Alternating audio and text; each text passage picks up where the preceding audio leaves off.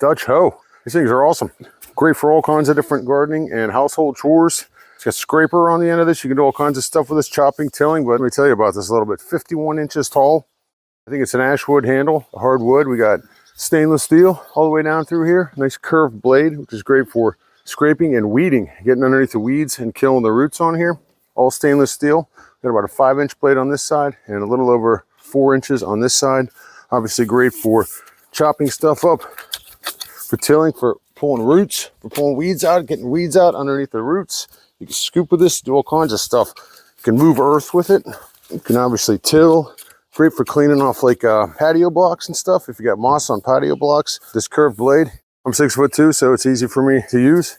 Look at that. Pretty awesome. Works great in clay too. We've got a lot of clay here in Delaware. Good for chopping that stuff up. And it's a great tool, you know, for moving earth around. If it's handy, obviously there are other tools I could use for this, but got this one in my hand. Works good. Holds up. Stainless steel, ash wood, Dutch Hoe.